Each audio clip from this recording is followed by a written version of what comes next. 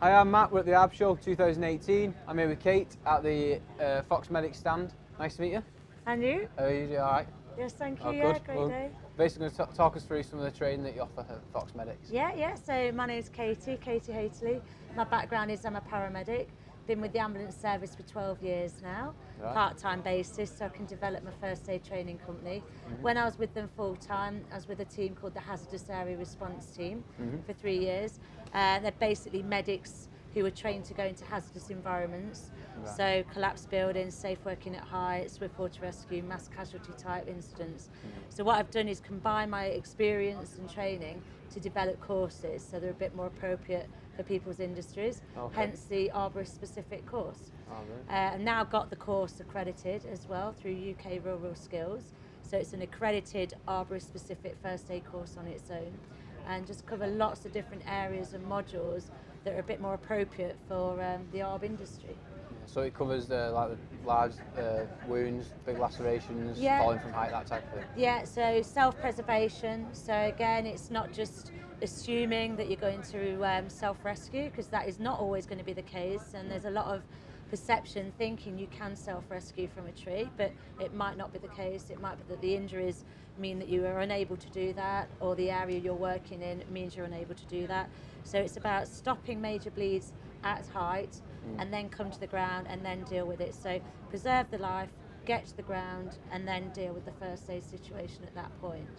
I also talk about suspected spinal injury and chest wounds, and also a lot about preparedness and thinking about being in a remote area. Yeah. Again, the presumption that the ambulance service is going to be there in 8 minutes, that is not the case. Not even in towns, unfortunately. We don't always hit that target. In a remote area, you probably, more than likely, will be looking after that person for quite a long period of time. So again, it's about you providing those first aid skills and adapting them for the situation you're in. And improvising is just as good as having the correct equipment, and it's about adapting your knowledge and skills to the situation you find yourself in at the time. Right, so it's not just teaching you skills as what you'd expect to find on the work site, but also actually going through the basics of looking after someone if there's an aerial rescue, or but specific for arborists. Yes, that's it. Yeah, and there's no injuries ever going to be the same, and there's lots of topics on injuries that have happened to people and discussions on whether the person may have survived or not, but no injury is ever going to be the same. We should never just write somebody's life off. Yeah. You know, we try and implement as much as possible that you can practically do at that time to preserve somebody's life.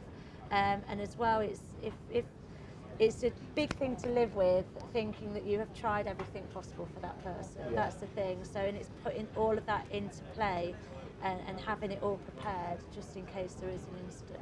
I suppose it's in the best interest of arborists and forest workers who are you're going to be working with the colleagues, but with their friends as well, and work colleagues who that's probably it. spent a lot of time with. Exactly. It's in their interest to you get some training that's on it. site. And also then, because it is a friend, the whole thing of I'm just going through the process, I'm going to stop the bleed, etc. When it's your friend, it puts a whole different stint on you looking after that person. It's not a stranger, it is your buddy, and you want to do the best you can for that person at that time. And I also talk about this quite again, whether people choose to have first aid equipment on them at height is another topic that we discuss. And actually, if your first aid equipment is in your truck and your truck's not nearby, I talk about the time element of you getting from the tree, unclipping from your harness, going over to the truck to get the kit. That all adds time, and if you've got a major external arterial bleed, that can really limit your time, and you'll probably be unconscious before you actually reach the truck to get the kit. Right. So again, it's just adding that reality stint into the training, and for people to have a bit of food for thought, really. I suppose that's where your experience comes in, and as well making it for the ARB industry, where you can say, like, you know, if you're up a tree having something on you, whether it's tourniquet, first field dressing or whatever. That type of thing. Yeah, and that's it, exactly. And the reality aspect is you're working anyway, your heart's going to be pumping more. If you go into blood loss shock, your heart's going to be pumping more. you're looking and you're thinking, oh my goodness, what have I done? Your heart's going to be pumping more. So this Yeah. thought of I'm going to get myself down, it might not always be the case. So yeah, it's just trying to get that reality across to people as well. Right. So in terms of the training itself, how do you go about delivering it? Is it something that if anyone's interested, would that you come to site, or whereabouts is the training offered? So I go to people's sites. So I'm based in the East Midlands. I go all over. I've been to Edinburgh, right down south to Exmouth. So been all over. So I come to your site at a date and a time to suit the team. It's a one-day course. Do offer some scenarios as well at the end of the day. Okay. And then it's an accredited course, so you get your certificate afterwards, you get a first aid manual and then a first aid bag as well. And then the certificate lasts for 3 years. Right. We've also joined with Mike Popham from Lola UK, and we do a combined course. So we also combine it with aerial rescue refresher as well now. So you can do your first aid either on a first day, it can be a 1 day or a 3 day course, but you can do the 1 day first aid course, and then the next day will be the aerial rescue refresher, and then we put the scenarios in the trees for the aerial rescue basically, and then they come away with 2 certificates then.